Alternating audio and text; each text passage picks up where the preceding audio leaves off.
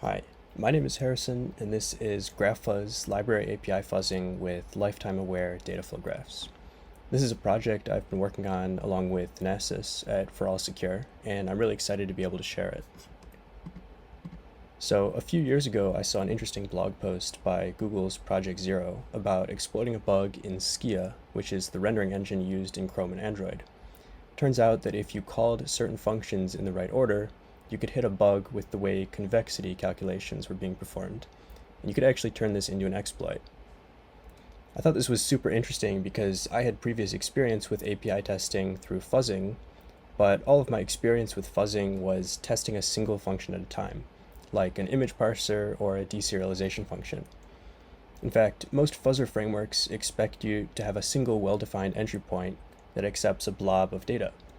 But how can you fuzz a library like Skia with thousands of different functions? And could you do that automatically if you were provided with a list of all the functions? That was the main motivation behind GraphFuzz, and that's what we set out to achieve. And we were able to achieve that. So here's an example of one of several bugs we found in Skia using GraphFuzz. This is a heap use after free involving two different objects and several functions. And GraphFuzz was able to find it entirely automatically after being provided a list of the available API surface in Skia. In the rest of this presentation, I'm going to reiterate some of the goals of GraphFuzz and describe why API testing is hard and what some current approaches are. Then I'm going to explain the concept of dataflow graphs, which is central to the way GraphFuzz works. I'll give a quick demo of what it actually looks like to use GraphFuzz to find a real bug. Then I'll finish up with some more bugs we found and direct you to our GitHub project, where you can find documentation, tutorials, and Dockerized examples. Our goal with GraphFuzz is to automatically test APIs.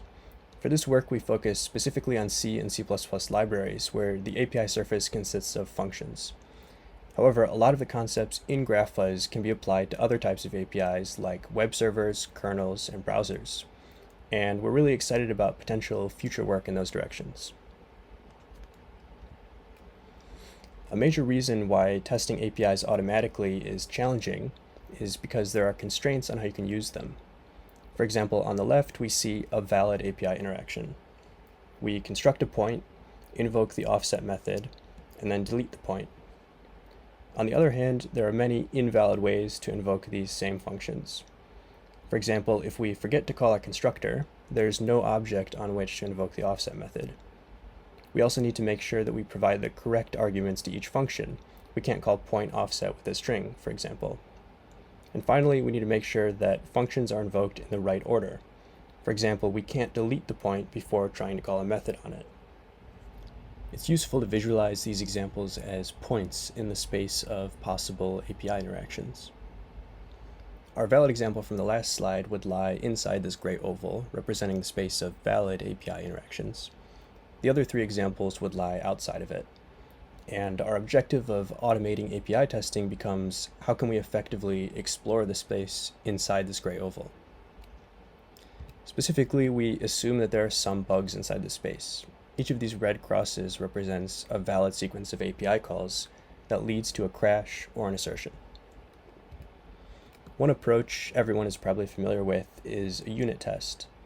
Generally, a unit test represents a single point in this space. For example, invoking fixed endpoints in a fixed order with the same arguments each time. In this example, we see a simple functionality test that tries to draw a rectangle to a canvas. The purpose of a unit test is usually to prevent regression rather than find new bugs. An alternative approach that we see being used in places like Skia and Chromium IPC fuzzing is to construct API fuzzers by hand. So for example, we could write a harness that loops a bunch of times and randomly invokes functions on a canvas object. These harnesses are capable of searching this API interaction space, and you can even integrate them with fuzzers like libfuzzer and AFL, for example by sampling from the fuzzer input data instead of using a random number generator. However, they're inherently constrained to test only the interactions they've been programmed to test. So human effort becomes the bottleneck. In this example, our simple fuzzer is not capable of invoking a test case that calls draw canvas.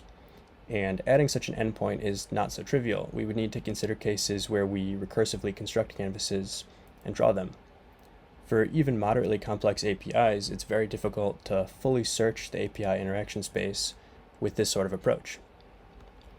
On the other side of things, there's been a lot of research on language fuzzers. For example, fuzzers like JS-FunFuzz, LangFuzz, and Nautilus synthesize JavaScript code, which is fed to a JavaScript engine. In this context, even syntactically or semantically invalid code could still be a security vulnerability if it causes the browser to crash. However, when we are trying to find bugs in a C++ library, generating C++ code that can't even compile is not productive. In general, trying to explore C++ API interactions at the source code level is extremely difficult.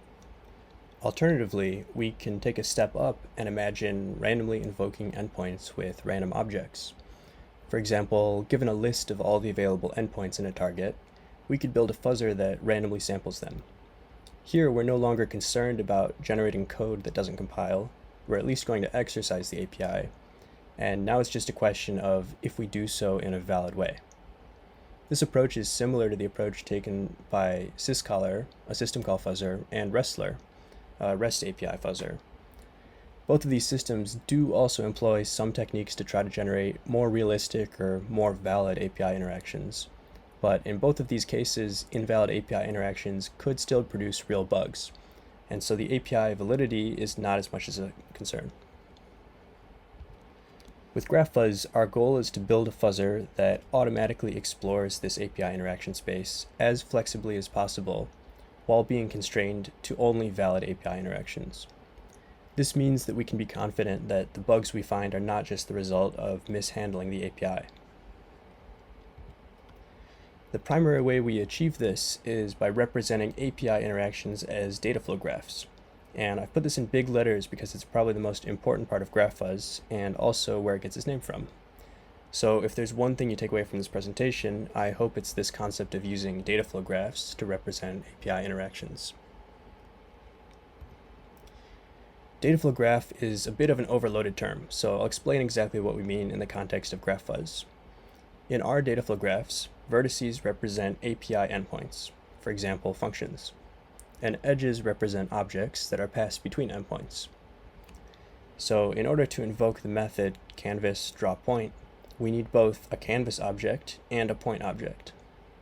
And after we've invoked it, we are free to do other things with the canvas and point object. When we consider our whole API surface, we can represent each function as a vertex with certain required inputs and outputs. The process of generating a new dataflow graph involves figuring out a way to stitch these pieces together like a puzzle, making sure to match up the expected edge types. Some endpoints, like our point constructor, take primitive arguments. In these cases, we actually embed those specific values in the vertex metadata rather than tracking those values as inputs and outputs. Here's an example of a complete, valid API interaction. On the left, we have a snippet of C++ code, and on the right, we have an equivalent dataflow graph representation. We start by constructing a canvas and a point, then we offset the point and call canvas_drawPoint. Finally, we destruct both the canvas and the point. Notice how each endpoint in the graph has the correct number of inputs and outputs, and also the correct types. This dataflow graph representation enables us to perform high-level mutations, such as linking in several new endpoints. Here in purple, we've added a canvas_drawCanvas endpoint, and we're properly creating and destroying a new canvas object in order to call it. On the left, you can see the same change in the source code representation. This type of mutation is uniquely possible with dataflow graph representation. You can imagine how unlikely we are to generate this type of mutation by mutating the source code directly. Additionally, the use of a dataflow graph automatically enforces API constraints, such as proper object lifetimes. In this example, we're missing a constructor, and we can detect this because our point_offset method expects one input of type point. Similarly, if we try to call canvas_drawCircle using a point object, we can detect a type violation because the edges don't match. And finally, if we're missing a destructor, we can detect that as one of our endpoints has an outbound edge that's not connected to anything. For C++ library APIs, it's really important to enforce proper object lifetimes like this in order to do in-memory fuzzing and detect memory leaks. So now that we have a new dataflow graph representation for our API interactions, we need a way to actually run them and evaluate if there's a bug or not. So because I've been comparing them to source code snippets, one obvious approach is to generate source code from our dataflow graph, compile it, and then execute it. This could potentially work, but it would be extremely slow. Invoking a full C++ compiler at every fuzzer iteration is very expensive. Instead, we can keep our dataflow graph representation and effectively interpret it on the fly. We call this process dynamic execution, and it allows us to run dataflow graphs without any recompilation. So specifically, the way this works is that for any given dataflow graph, we generate an ordering of the vertices such that vertices that produce objects come before vertices that use those objects. For example, this ensures that constructors always come before method calls, and so on. Then, using this ordering, we traverse the graph and execute each endpoint on the fly, keeping track of any inputs and outputs in order to proxy them to the next endpoint. The only information that we need at compile time is simply a definition of all the possible endpoints that we might encounter in the graph. We call this API definition the schema, and it's written in YAML. For example, here's a method definition for our canvas drawPoint function. We simply need to define the expected input and output types, in this case canvas and point, and provide an execution template, which effectively tells GraphFuzz how to invoke the endpoint. This execution template will actually get compiled into our harness, and we can use these $sign variables to refer to the inputs and outputs that we specified.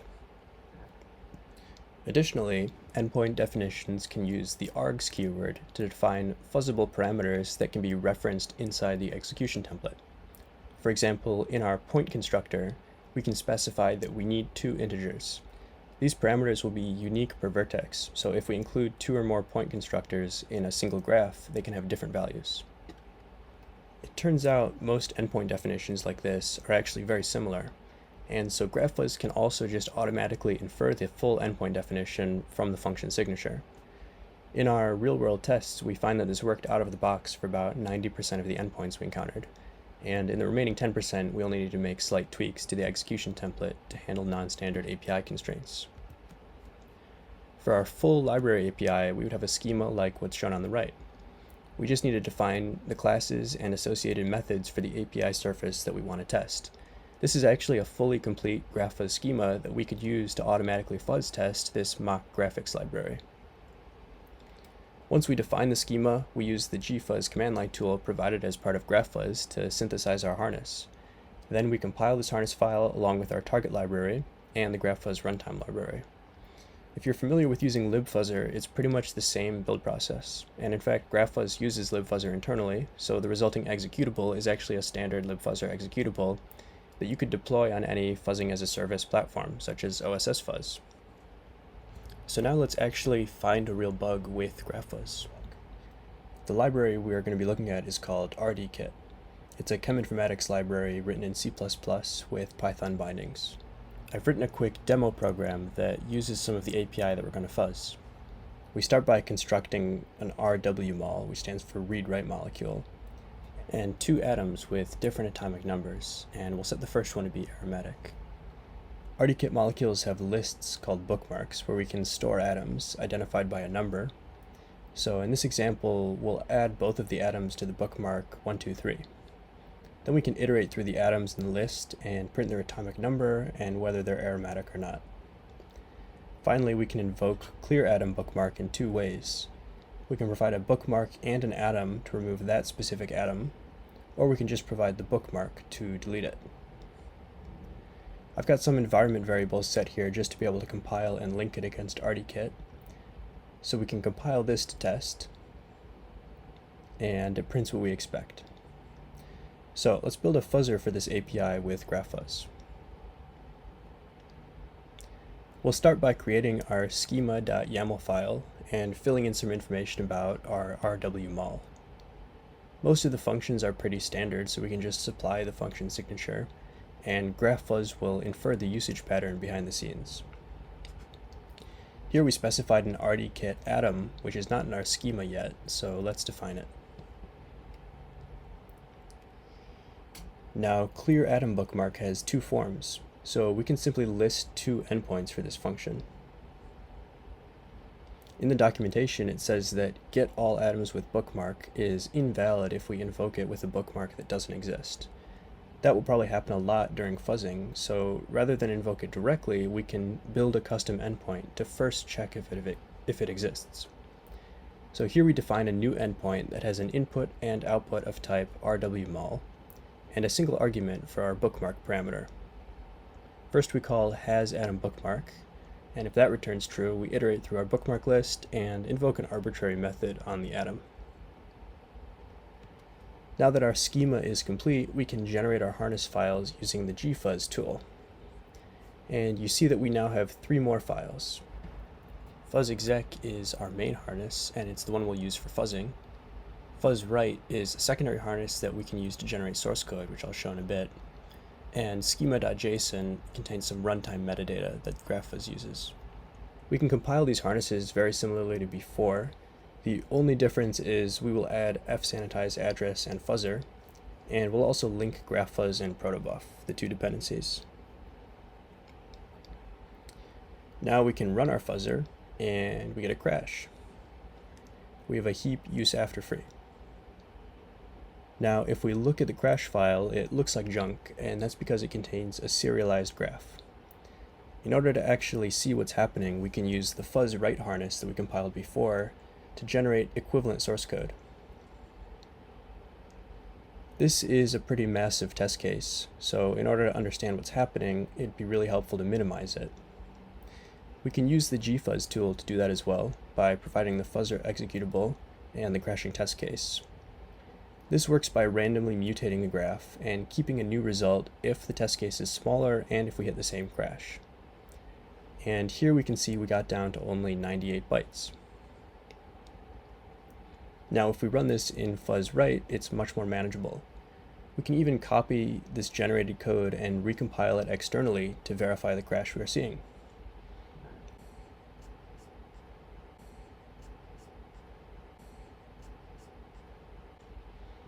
And yeah, we see the same crash. So, just to reiterate, we defined a GraphFuzz schema from scratch for a portion of the RDKit API surface. Then we used GraphFuzz to fuzz this API, and we found a crash within seconds. We then minimized the crash, and we were able to reproduce the bug we found outside of the fuzzer. So I hope this quick demo gets you excited about some of the possibilities here. During our research, we tested GraphFuzz on a bunch of different open source projects and found bugs in nearly all of them. Here are a few examples of minimized test cases GraphFuzz was able to generate for Skia, RDKit, and SQLite 3. It's worth noting that all three of these projects are included in OSS Fuzz, and thousands of CPU hours have been spent on fuzzing these libraries. However, the fuzz harnesses in OSS Fuzz are generally not capable of testing the same APIs with the same flexibility as GraphFuzz, and so we were able to find new bugs. If you're interested, the supporting information for our paper has a few more examples of bugs we found. All of this code is open source, and we put a lot of effort into making it easy to learn and use. You can check out our GitHub page, which links to the documentation and tutorials. We've also included all of the fuzzing experiments from our research as Dockerized runnable examples, including the demo from this presentation. Contributions are very welcome, so if you run into issues, have ideas for improvements, or want to use some of these techniques in your own tools, open an issue or submit a PR. Feel free to also contact me directly. Here's my email and Twitter handle. I'm pretty excited about the possibilities of graph-based fuzzing, and I'd love to chat if you have questions or ideas for some future work.